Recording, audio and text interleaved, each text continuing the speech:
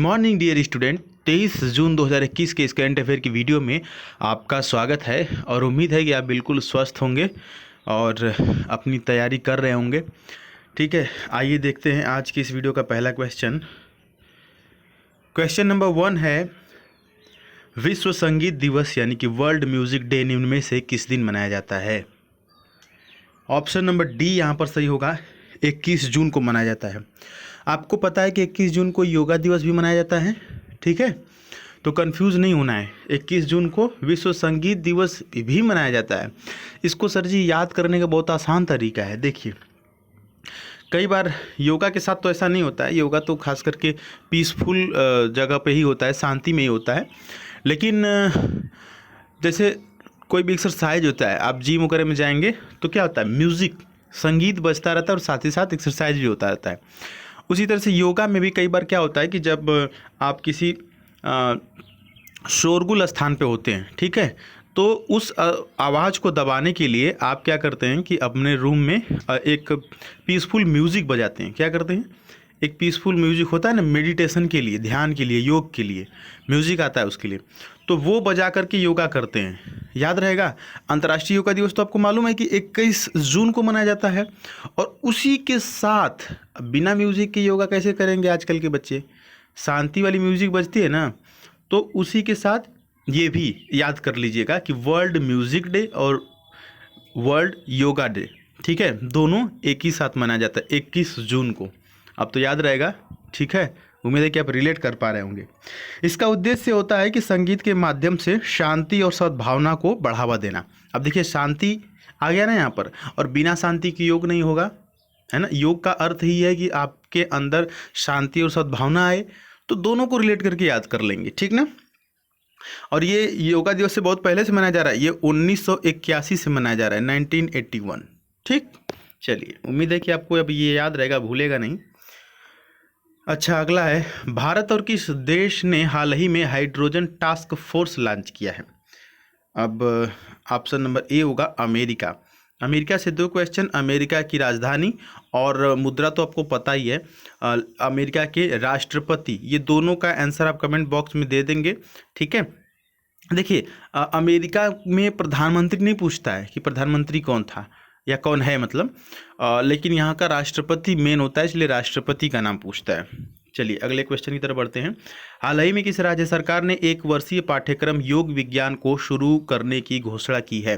Current affair बिल्कुल आराम से पढ़िए, बिल्कुल एंजॉय करके पढ़िए। ये कोई सिलेबस थोड़े है, ये कोई याद करने वाली चीज़ नहीं है, इसको समझने वाली चीज़ है। एक बार समझ जाएंगे भूलेगा नहीं, ठीक है। जैसे न्यूज़ होता है वैसे ये भी है। हाँ, तो क्या हो गया यहाँ पर ऑप्शन समझ, देखिए ऑप्शन नंबर डी सही होगा, दिल्ली, ठीक है। दिल्ली भैया राजधानी है आपकी, और दिल्ली की राजधानी कहाँ है? दिल्ली की राजधानी कहाँ है पता है, और दिल्ली के मुख्यमंत्री पता है, ठीक है। दिल्ली में गली मोहल्लों तक योग को पहुंचाने के विजन के साथ ध्यान और योग की शुरुआत की गई है ना। ये जो योग विज्ञान है, इसका जो उद्देश्य है 1 वर्षीय पाठ्यक्रम योग विज्ञान, और इसमें यही सब शामिल होगा कि गली और मोहल्लों तक कैसे योग को घर घर तक पहुंचाया जाए।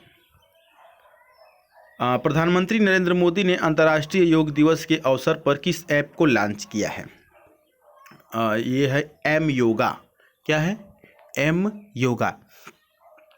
इसको कैसे याद करेंगे? योगा है, और योगा खास करके क्या होता है, मॉर्निंग में होता है, ठीक है, तो एम योगा याद कर लेंगे। मैं बस याद करने के लिए आपको बता रहा हूँ। देखिए, इस ऐप पर योगा प्रशिक्षण के कई वीडियोस होंगे जो कि अलग अलग भाषाओं में होंगे, जैसे कि हिंदी में भी होगा, तेलुगु में होगा, मराठी में होगा, तो अलग अलग भाषाओं में योग प्रशिक्षण उसमें वीडियोस रहेंगी कि किस प्रकार से किया जाता है। योगा से रिलेटेड सारी चीज़ इसमें रहेगी। और देखिए, ये भारत और वर्ल्ड हेल्थ ऑर्गेनाइजेशन दोनों ने मिल करके इस ऐप को डेवलप किया है, ठीक है। चलिए अगला है, वैश्विक शांति सूचकांक के 15वें संस्करण में 163 देशों की सूची में किस देश को दुनिया का सबसे शांति प्रिय देश घोषित किया गया है? बहुत महत्वपूर्ण क्वेश्चन है, बात समझिएगा। हुआ ये कि 163 देशों का सर्वे किया गया, ठीक है, और ये जो सर्वे का संस्करण था वैश्विक शांति सूचकांक, ये 15वां संस्करण था। उसमें 163 देश को शामिल किया गया और इन देशों में देखा गया कि सबसे ज़्यादा शांति प्रिय देश कौन सा है। शांति प्रिय मतलब जहाँ पर दंगे कम हों, जहाँ पर हड़तालें कम हों, जहाँ पर मार पीट, रेप, मर्डर, ये सारी चीज़ें कम हो, मतलब शांति प्रिय हो। तो ऐसे में दुनिया का सबसे शांति प्रिय देश हुआ है आइसलैंड। क्या हुआ है? Option number B, Iceland. अब देखिए इसको याद कैसे करेंगे सर। आइस का मतलब ये क्या होता है? आइस मतलब कूल, आइस मतलब कूल, याद रखेंगे। आइस से कूल मतलब वहाँ पर शांति बहुत होती है, आइसलैंड, ठीक ना। अच्छा, आपको ये भी जिज्ञासा हो रही होगी कि सर भारत 163वें में चौथा स्थान पर है। तो ये देखिए अपने इंडिया का रैंक है 135वां स्थान पर, मतलब यहाँ पर शांति नहीं है। आप सोच सकते हैं आइसलैंड जहाँ फर्स्ट स्थान पर है वो 163 में 135वां स्थान भारत में है। मतलब आप कह सकते हैं कि यहाँ पर रेप, चोरी, डकैती, बदमाशी, भुखमरी, मतलब आप देख सकते हैं अभी प्रोटेस्ट जो किसान लोग कर रहे हैं वहाँ पर, है ना। तो ये सारी चीज़ें क्या हो रही है, मतलब अशांति फैलाता है, ठीक है। तो ये शांति प्रिय देश में 135वां लिस्ट पर है। बाकी आइसलैंड आप देख सकते हैं हम लोगों से आगे, मतलब बढ़िया है। बांग्लादेश में ये सब का जो रैंक है वो 135 से कम है।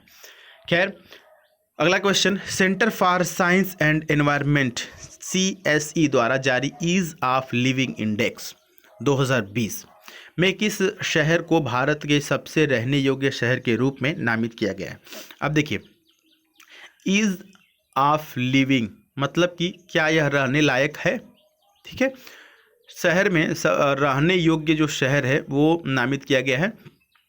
तो इसमें जो है Bengaluru, option number C, Bengaluru ऐसा मतलब शहर है जहाँ पर बिल्कुल रहने लायक है इस इंडेक्स के हिसाब से, ठीक है। भारत में बेंगलुरु बहुत शांति प्रिय, सुरक्षित है, वहाँ पर रहने लायक है। इस लिस्ट में बेंगलुरु के बाद चेन्नई, उसके बाद शिमला, उसके बाद भुवनेश्वर, उसके बाद मुंबई है। दिल्ली का नाम अभी दूर दूर तक नहीं है, ठीक है। मतलब कि इसमें सब कुछ देखा जाता है, प्रदूषण देखा जाता है, पॉपुलेशन देखा जाता है, ये चोरी बदमाशी ये सब देखा जाता है। क्या आप उस शहर में रहना चाहेंगे जहाँ पर आए दिन चोरी बदमाशी, डकैती, रेप, मर्डर होते नहीं रहेंगे ना।